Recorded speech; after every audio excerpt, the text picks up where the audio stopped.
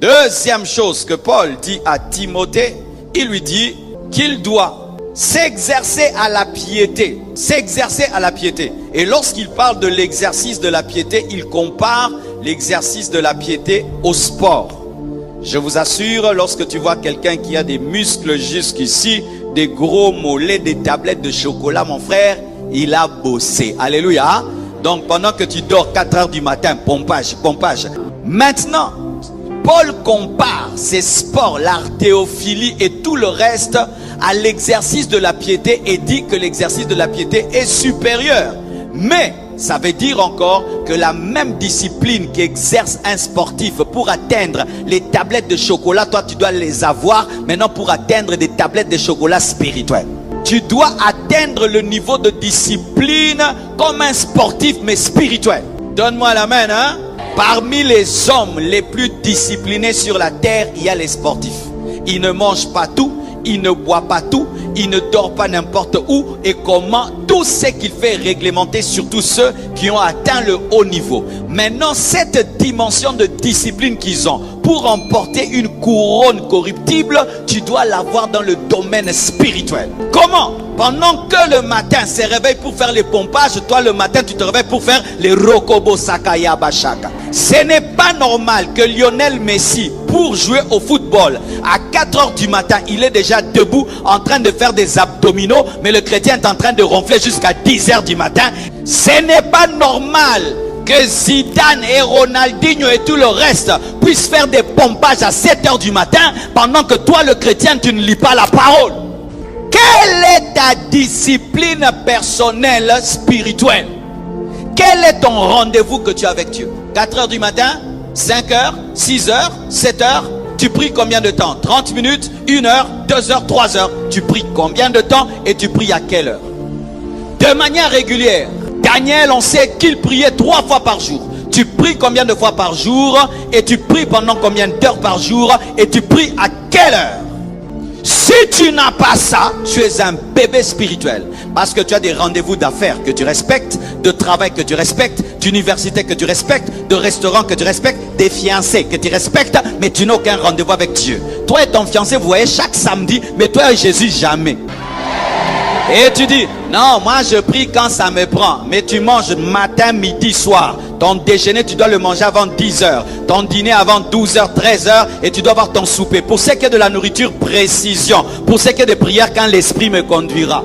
Aie un rendez-vous et laisse l'esprit te conduire. Mais je t'assure que quiconque ici n'a pas un rendez-vous avec Dieu, tu es un bébé spirituel. Tu es un bébé spirituel. Quiconque n'a pas un rendez-vous avec Dieu le matin est un bébé spirituel. La preuve qu'il faut se réveiller le matin, Jésus est ressuscité le matin. Jésus pouvait ressusciter le soir. Il l'est ressuscité le matin. Pourquoi? Il faut faire les bonnes choses très tôt matin. Quand tu deviens un faiblard dans la prière, pense seulement à un boxeur. Quand tu deviens un faiblard dans la prière, pense à quelqu'un qui doit concourir et qui est réveillé depuis 4 heures du matin. Et il est en train de travailler, avoir seulement un cardio.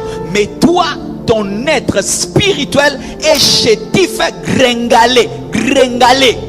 Est-ce que tu es costaud en esprit? Costaud en esprit, il est démontré même dans le sport. On peut faire le sport nombreux, c'est facile.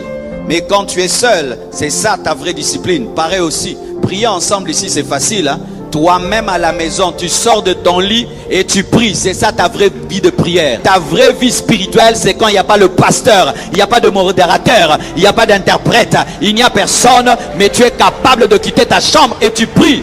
Et tu pries 1 heure, tu pries 2 heures, tu pries 3 heures, tu pries 4 heures. Ça c'est ta vie de prière.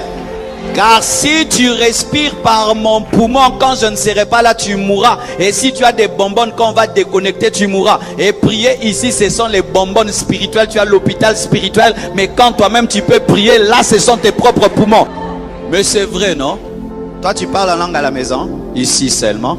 Toi, tu t'agenouilles à la maison, ici seulement. Toi, tu lèves les mains à la maison, ici seulement. Est-ce que toi, tu danses dans ta chambre, ici seulement? Alléluia.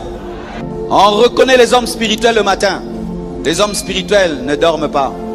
On reconnaît les hommes spirituels. Ils se lèvent avant que le soleil ne se lève pour donner le nom à la journée. Car celui qui est le premier pour voir un bébé peut lui donner le nom, et celui qui voit la naissance d'une journée peut donner le nom à cette journée. Et ce n'est pas bon que tu puisses venir en retard. Le sorcier a déjà donné un nom à la journée. Toi, tu viens en retard. Il faut que tu sois là lorsque la journée est née et tu donnes un nom. Journée de miracle, de puissance, de révélation, de grâce, de faveur, de vitesse. Au nom de Jésus-Christ de Nazareth. Amen. Donne-moi un amen. Tous les hommes grands, enlevons même le côté spirituel. Elon Musk, je suis en train d'étudier la vie de cet homme. Elon Musk, c'est maintenant l'homme le plus riche du monde. Mais le gars là, il dit, il y a un temps dans sa vie, il travaillait 22 heures du temps par jour. 22 heures, il ne dormait pas. Pourquoi? Créer des fusées, créer la voiture électrique. Mais toi, tu dis, je vais impacter le monde. Ministère internationalement international. Frère, tu as des paroles internationales, mais tu n'es pas international. Va à la maison, regarde tes genoux. Ça montre si tu pries, tu ne pries pas. Parce que le Saint-Esprit nous amène toujours à genoux. Oh, moi je prie assis, même si tu pries assis. Parce qu'il y a un roi, un seigneur. Montre-moi la couleur de tes genoux. Je vais te révéler ta vie de prière. Parce que si tu avais beaucoup prié à une certaine période, tu gardes les traces, mais tu n'as plus la vie. Toi-même tu sais aussi, non? Voici comment tu vas savoir. C'est que quand tu penses à tes expériences spirituelles, tout est au passé. Quand tu penses à comment tu priais beaucoup, tu ne peux pas parler d'aujourd'hui. Tout c'est dans le passé. Quand je priais 10 heures, quand je priais toute la journée, tout est dans le passé. Tu avais grandi, tu as rétrogradé. Quelle est ta vie de prière maintenant? Ou la vie de prière d'hier? La nuit, tu as prié toute la nuit? Ce matin, qui a prié? Qui a prié avant de venir à l'église? Les gens viennent à l'église comme s'ils vont au cinéma. Marcelo va prêcher.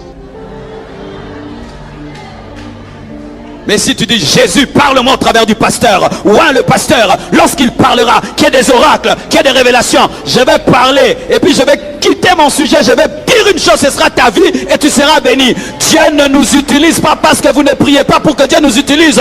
Dieu ne nous aime pas parce que vous n'avez pas pressé dans la prière. Donne-moi l'amen. Bibliquement, le département d'intercession n'existe pas. Tous regardent les pasteurs. Le département d'intercession dans le Nouveau Testament n'existe pas. C'est notre organisation à nous. Mais dans la Bible, tout le monde c'est le département d'intercession. Tout le monde c'est le département d'évangélisation. Maintenant, voici le problème que cette organisation a créé. Il y a un groupe dans l'église qui prie. Les autres, ce sont des consommateurs d'onction. Frères et sœurs, si tu veux grandir, tu dois avoir une discipline dans la prière.